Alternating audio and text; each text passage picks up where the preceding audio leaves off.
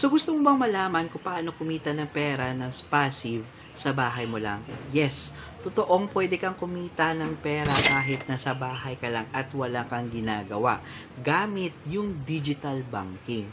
So kung bago ka lang sa video na to, huwag mo kalimutan i-click yung subscribe button at sa ring na rin yung bell notification para ma-notify ka every time na meron kaming bagong video. Now, patapusin mo tong video na to kasi doon ko i-share sa'yo yung strategy na ginagamit ko kung paano ka kumita ng 2,000 a day dito sa digital banking. Okay? Now, ano ba yung digital bank ang nagagamitin natin? Ito yung own bank. Okay? So, si own bank actually is a digital bank na former Rural Bank of Cavite na meron ng 60 years of experience when it comes naman sa banking. Okay? So, before tayo kumita ng 2,000 per day, dapat, naka-register tayo. And it's totally free naman mag-register. So, anong gagawin mo? Just click the link in the description box below. Pagkatapos mo mag-click, mapupunta ka sa page na to. Tapos, i-click mo lang yung claim now. Tapos, mag-register ka gamit yung cellphone number mo. Okay? So, yung cellphone number mo na nag-uumpisa sa number 9. Okay? Kasi, magsisend sa'yo ng message na merong OTP. Okay? Yun yung gamitin mo para ma-verify yung account mo.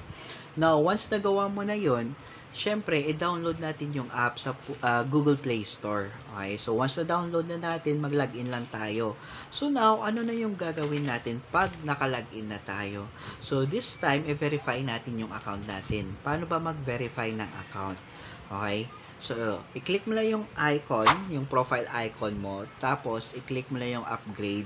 So, pagkatapos, hihingi siya, okay, ng mga details, di ba? Especially IDs. Ito yung mga IDs na kailangan mo. Okay, meron din face recognition dyan.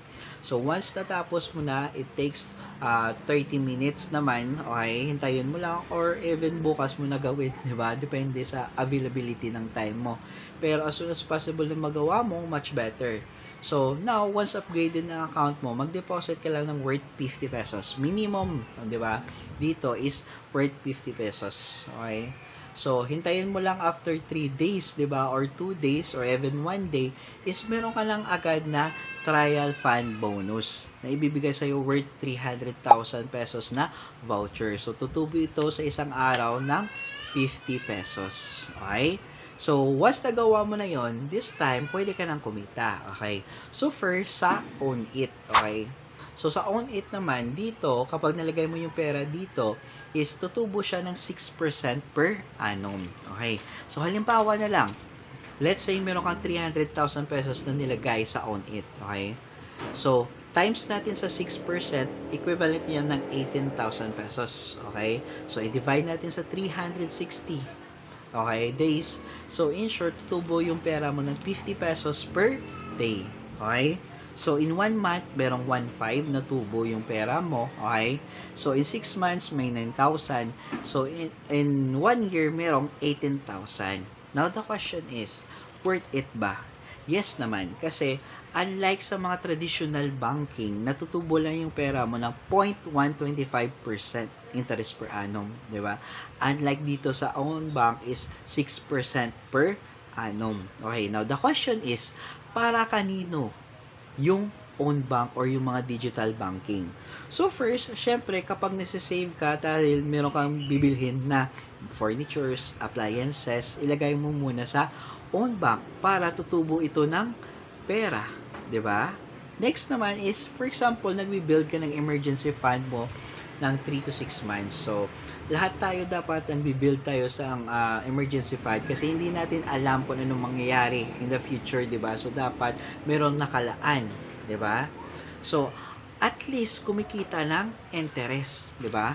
Now, next naman is, for example, kung gusto mo mag-plan ng mga adventures mo, 'di ba? Yung meron kang pupuntahan a year from now, 'di ba? Mayroon kang trip, vacation. So, lagay mo muna sa own bank para tutubo muna siya ng interest. 'Di ba? Kikita ka pa. Siyempre, kung ikaw naman this year, sabi mo sa sarili mo, magsa-stop ka muna ng pag-aaral kasi magsisave ka pa for the next year. So, lagay mo muna sa own bank para at least kumikita or tumutubo siya ng 6% per annum. Now, the question is, safe ba kapag nilagay mo yung pera mo sa own bank? The answer is yes. Kasi si own bank is regulated po siya ng Bangko Sentral ng Pilipinas or BSP. Okay? Tapos, yung pera natin dyan is insured under PDIC worth 500,000 pesos. Okay? Now, next, ano pa ba yung strategy na sabi mo na pwede kang kumita ng 2,000 per day? So, ito na yung strategy na to. Kasi guys, every time mag-refer ka, di ba? Refer ka ng friend mo na gusto din mag-save, di ba? So, let's say, ginawa yung process na ginawa mo rin, di ba? Pag-register, is meron kang makukuha na trial fund na 300,000 pesos worth 50 pesos yan in one day na tubo, di ba? Next, kapag yung tao na nirefer mo is nag-spend siya ng worth 200 pesos in single transaction gamit yung own bank niya kasi meron tayong tinatawag na virtual card, di ba? Upcoming pa yung physical card natin. Meron kang agad 300,000 na naman na trial fund bonus. So, in short, magkano na lahat? Meron kang 100 pesos. What if yung nirefer mo is owner ng isang coffee shop? Okay, let's say coffee shop by example. Tapos, gusto niyo na mag-merchant. In short, gusto niyo gamitin yung own bank, 'di ba, sa mga transaction, 'di ba, ng coffee shop niya. Doon magkakaroon ka ng worth 600,000 bonus na trial fund. In short, kinita mo sa isang tao lang na na-refer mo is meron kang 200 pesos kapag nagawa yung transaction na yon. So, let's say naka-refer ka ng 10 tao sa isang araw. That's 2,000 pesos yung kikitain mo plus patubo interest ng pera mo dyan sa Own It. Okay? So, what if ginawa mo siya in 1 month, 1 year? In short, lalaki talaga yung pera mo dito plus interest pa. So, kung meron ka pang katanungan regarding sa own bank, diba? Just comment below para sasagutin natin. So, it's me again, Anthony James Yusa, signing out.